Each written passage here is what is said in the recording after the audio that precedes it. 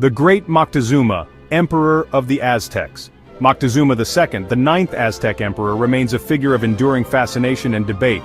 Ruling from 1502 to 1520 CE, he presided over a vast empire at its zenith. His name echoes through history, a symbol of both power and tragedy.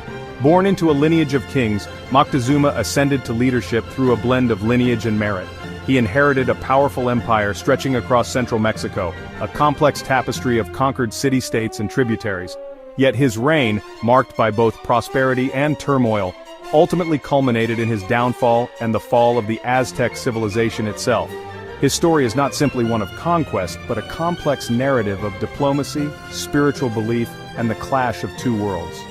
Moctezuma's interactions with the Spanish conquistadors, led by Hernán Cortés, reveal a ruler grappling with the unknown. His decisions, often interpreted as hesitant or weak, reflect a worldview shaken to its core by the arrival of these strange, powerful beings. Ultimately, Moctezuma's reign and demise mark a pivotal moment in history, a stark reminder of the transformative and often brutal forces of cultural exchange and conquest. A Prince's Path, Montezuma's early life. Born in 1466 CE, Moctezuma was groomed from birth for leadership within the Aztec world. His name, meaning he frowns like a lord, reflected his noble lineage, descended from the revered rulers of the Mexica people. His early life unfolded within the opulent confines of the royal court in Tenochtitlan, the grand capital of the Aztec Empire.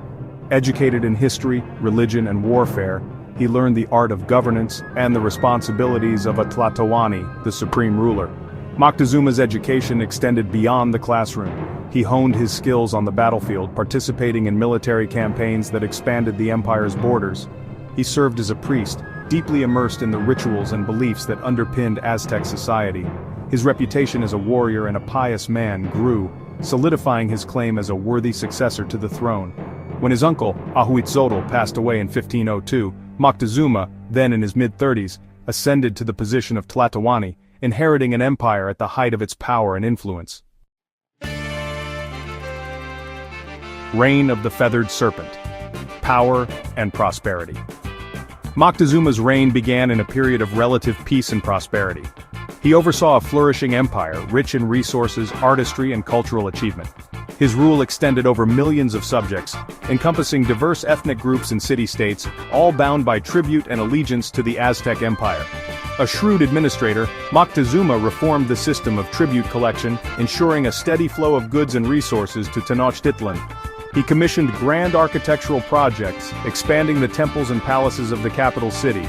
His reign witnessed a flourishing of arts and learning, as poets, scribes, and artisans produced works of exquisite beauty and complexity. Deeply religious, Moctezuma placed great emphasis on appeasing the gods through elaborate rituals and sacrifices. He expanded the temples and priesthoods, solidifying the central role of religion in Aztec society. Yet beneath the veneer of prosperity, a sense of unease pervaded. Omens and prophecies hinted at impending doom, casting a shadow over Moctezuma's later years.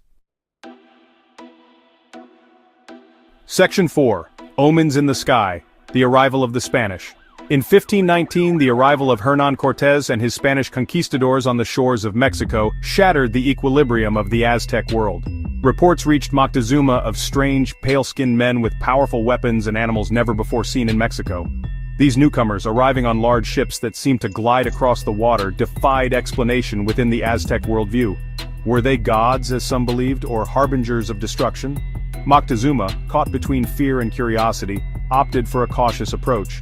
He sent emissaries bearing gifts of gold and feathers, hoping to appease these newcomers and discern their intentions. He consulted with his advisors, priests, and oracles, seeking guidance from the gods. Some urged a show of force, while others counseled diplomacy and appeasement. The conflicting advice, coupled with the unprecedented nature of the situation, left Moctezuma in a state of indecision that would prove fateful. Section 5. A King's Fall. Conquest and Captivity. Cortés, driven by ambition and gold, exploited the Aztecs' initial hesitation. He forged alliances with indigenous groups resentful of Aztec rule, bolstering his forces and gathering intelligence. He marched towards Tenochtitlan, his small band of conquistadors growing in strength with each victory. Moctezuma, torn between his advisors' counsel and his own apprehension, decided to welcome Cortés into the city, hoping to buy time and learn more about these enigmatic strangers. This decision proved to be a fatal miscalculation. Cortés, emboldened by Moctezuma's apparent weakness, took the emperor hostage within his own palace. The Aztecs, outraged by their ruler's captivity, rose up in rebellion. In the ensuing chaos, Moctezuma, attempting to quell the uprising, was struck by a stone thrown from his own people. Mortally wounded, he died in Spanish custody, his empire teetering on the brink of collapse. Section 6. Legacy of the Last Emperor, Remembrance and Reflection. Moctezuma's death in 1520 marked the beginning of the end for the Aztec Empire. With their leader gone, the Aztecs, weakened by disease and internal strife, succumbed to the Spanish onslaught.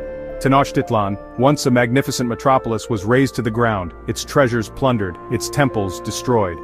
The Spanish conquest forever altered the course of Mexican history, ushering in an era of colonial rule. Yet Moctezuma's legacy endures, a complex and often contradictory figure in the annals of history. Some remember him as a hesitant, indecisive ruler, whose actions led directly to his people's downfall. Others view him as a tragic hero, caught in the grip of forces beyond his control. His story serves as a cautionary tale about the clash of cultures, the allure of power, and the devastating consequences of conquest.